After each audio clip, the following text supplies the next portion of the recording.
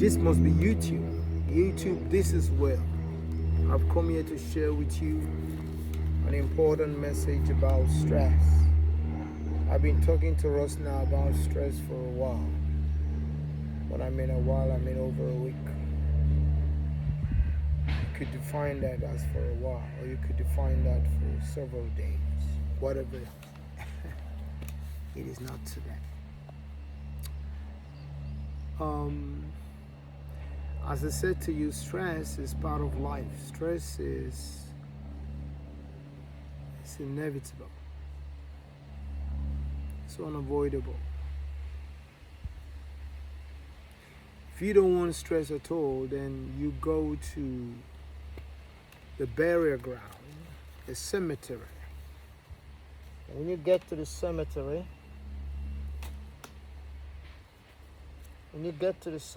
you realize all the people there, bear with me, all the people there have passed and they are lying down very quiet. I'm just trying to take a tea.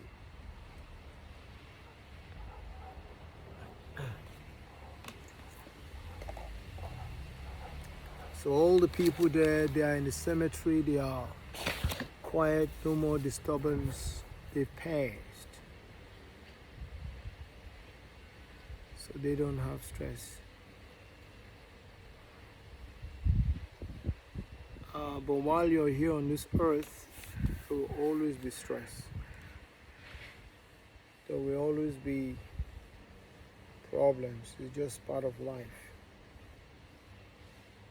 But what do? You want to minimize the stress. And stress, we have 3 levels of stress. We have the normal day-to-day stress, school runs, cooking, laundry, washing. All these are little stress. Children issues.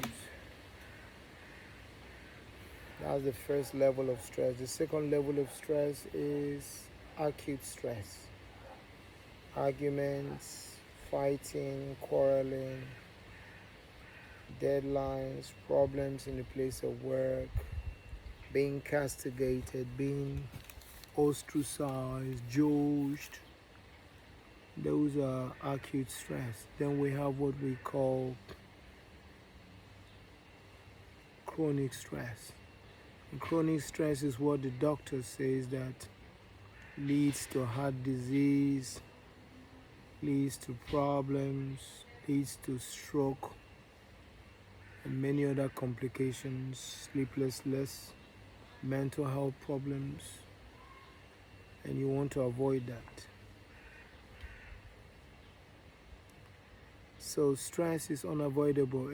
Stress is what our ancestors has used as a tool to survive centuries. What they have used to survive the ancient times. Because stress is caused by this. It's adrenaline, it's cortisol, it's epinephrine, it's norepinephrine. Those are chemicals that builds up in our body and gives us the fight or flight movement. These chemicals builds up in our body the moment we see stress, the moment we see perceived stress. It might not even be real stress, but just perceived. So immediately the body consumes these chemicals, and these chemicals make us to make our judgment whether to fight or not to fight, or to run away.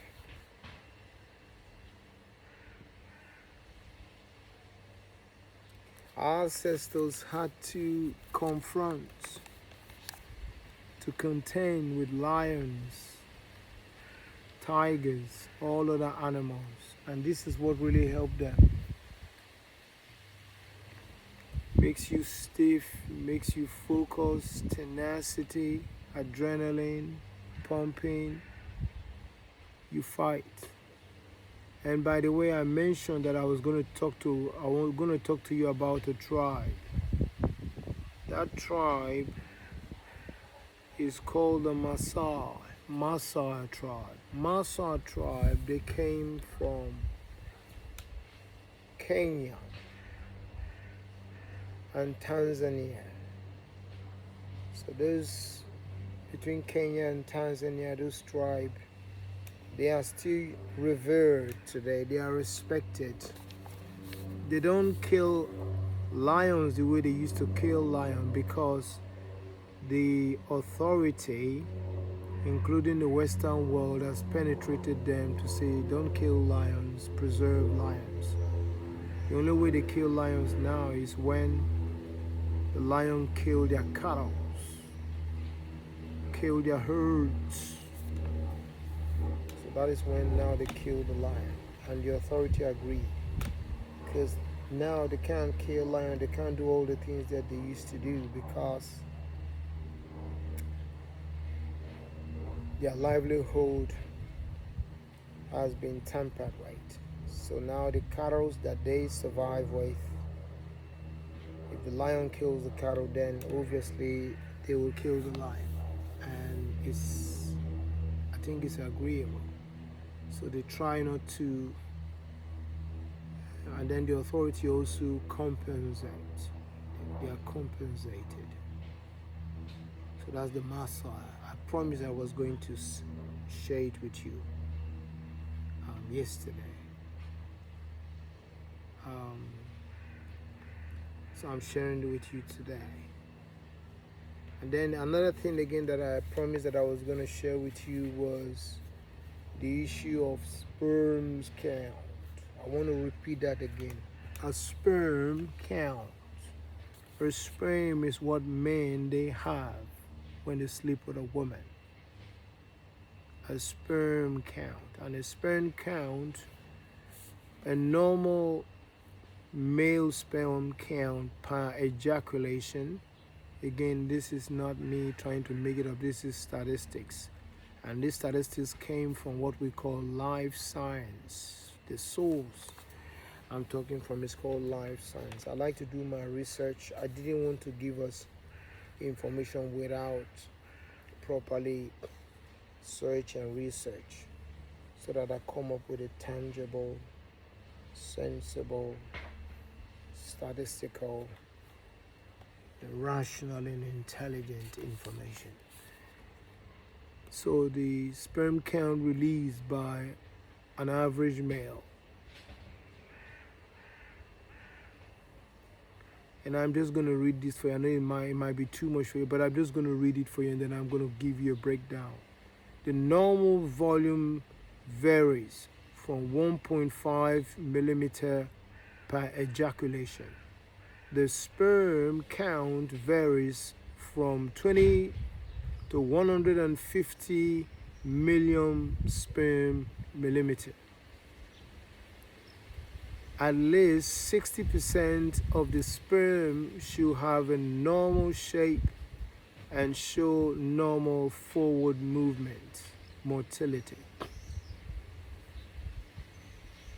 The average male will produce roughly 525 billion sperm cells over a lifetime,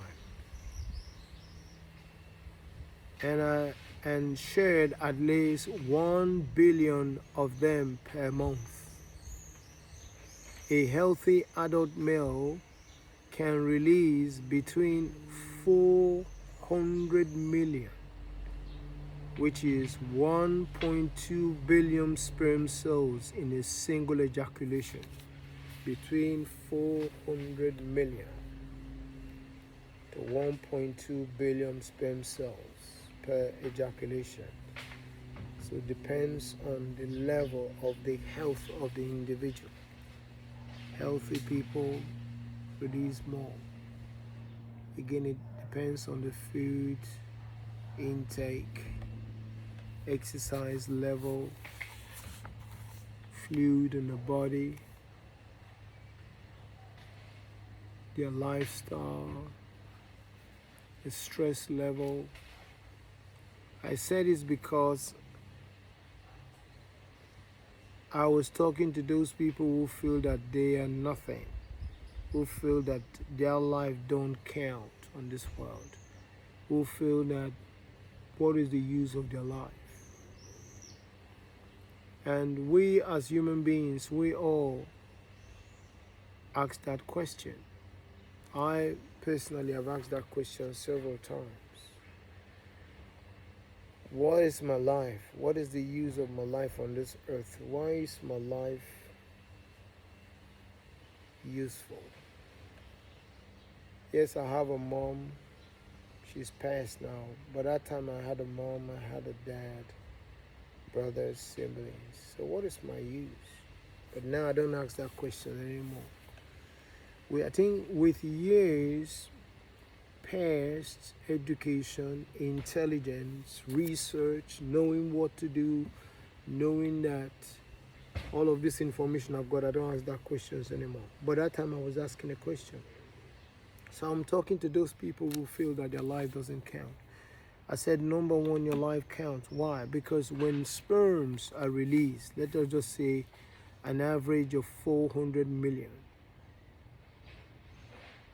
the lower end, 400 million. Or should we go the higher end? Higher end is 1.2 billion sperm that is released by a male through ejaculation. And it's released. And when it's released, what happens? It goes deep down, and the all sperms, that was when the competition started. I said there is a competition. Why is your life important? Why does your life count? So when the sperms are released, what happens? They start swimming. They start moving. It says forward movement. It's always forward movement. Those sperms are moving at a faster rate, and they're all racing into the woman's womb. And as they race, one of them will overrun the rest, and we enter. And when it entered, it shut the door. That means that was the first competition. That was the first victory. Now remember, I'm talking to you about why your life is important. So this is not religious. This is biology. And by the way, biology is also religion, but people don't know that. But this is biology, and this is biological science. So why is your life important? So your life is important because you won the first competition, you won the race, and you entered. Now you are born into this world. You were carried for 9 months and you were born into this world, and you start another race in this world. If you've gone to primary school, pass your exams, you move to the next class, all those are victories. All those are successes.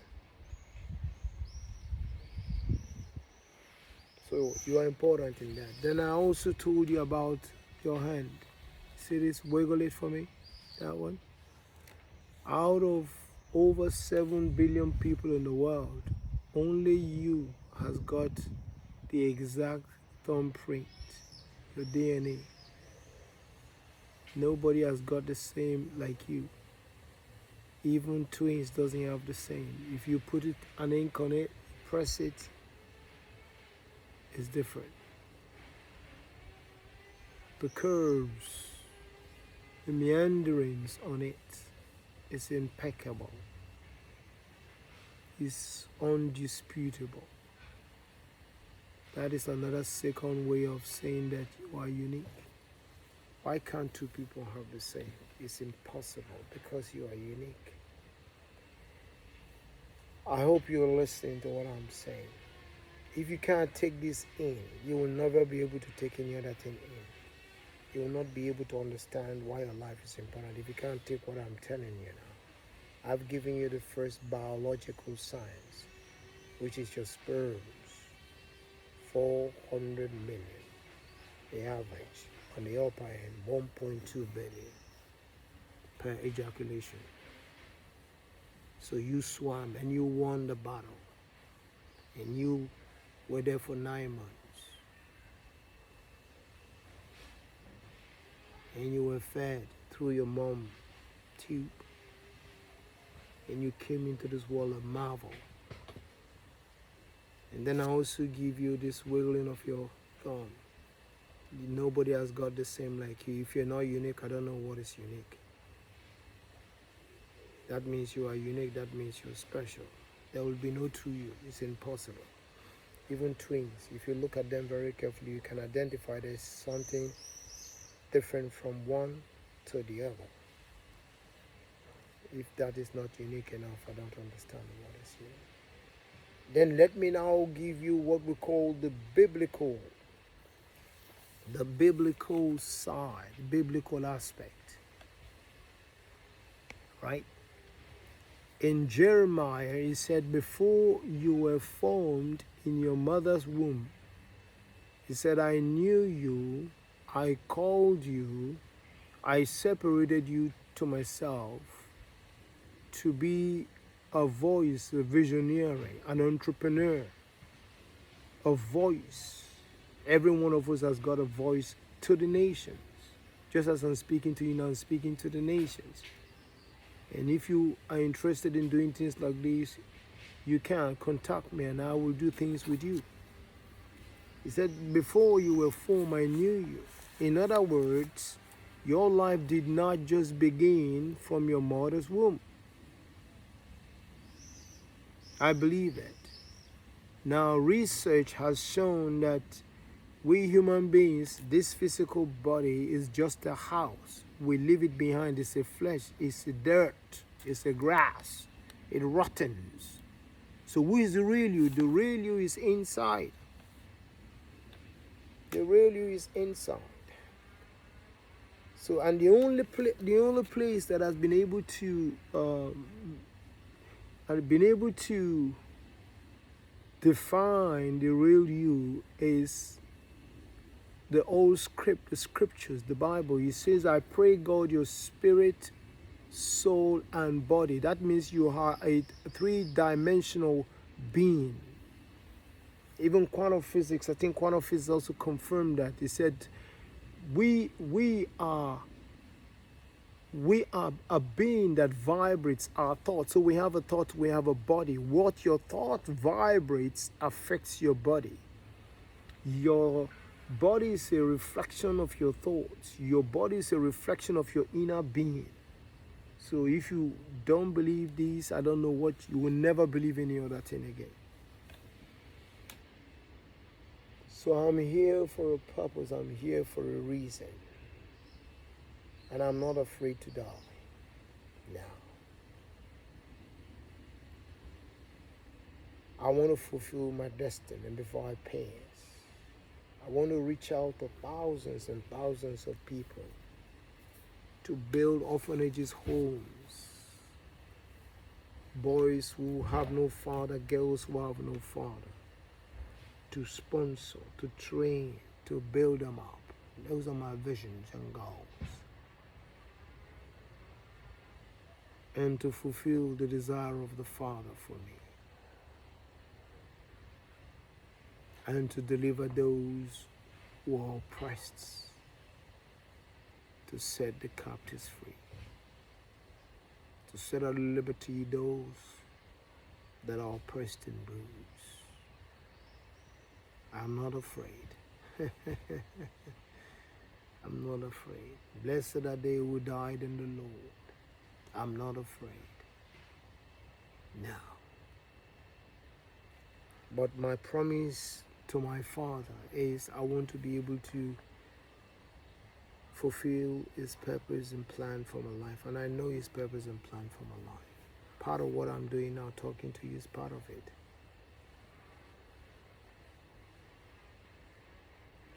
So I want to encourage you that your life matters to your relatives. Your life matters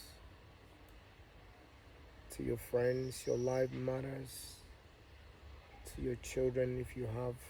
Your life matters to your partners. Anyone that do not value your life, that means you gotta exit them. And as the years goes by, I am beginning to be less tolerant to people who do not value me, who do not respect me, who do not honor me. You will understand me as you grow older or younger, whichever way you want to put it. I don't have time for foolishness now.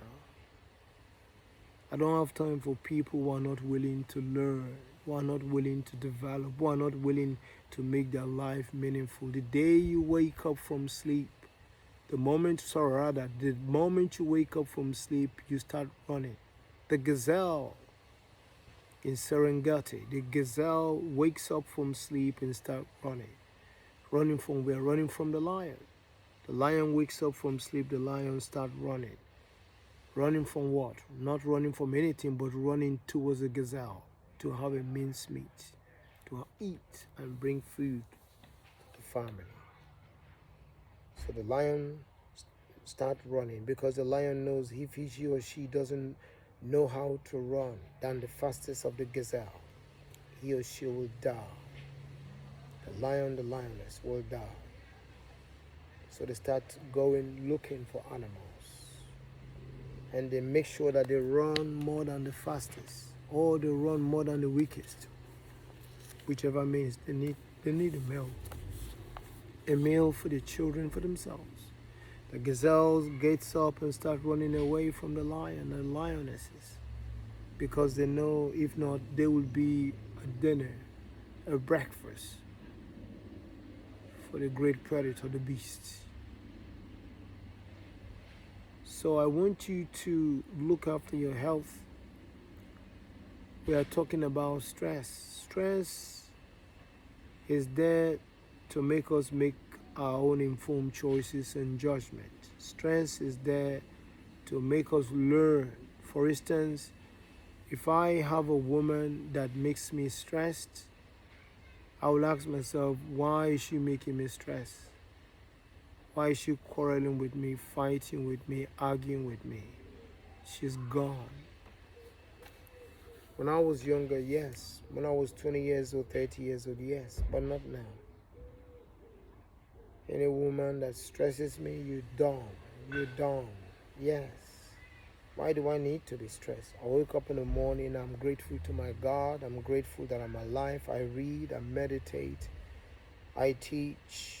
I do my work, I do my consultations. Why should somebody come in and make me stressed? No, you're done. So, your life is important. If your life is important, then there is no drama.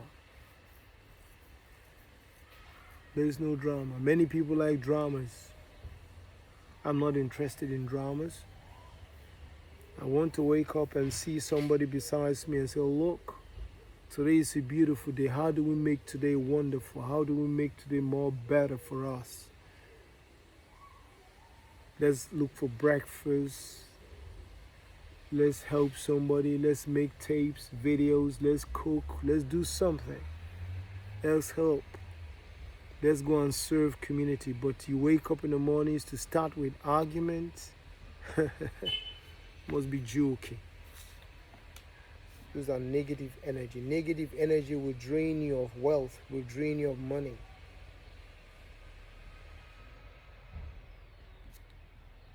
So I want to wish you all the best. I want to say be strong. Use all of the range of tools that I've been talking to you about, how to make your life better.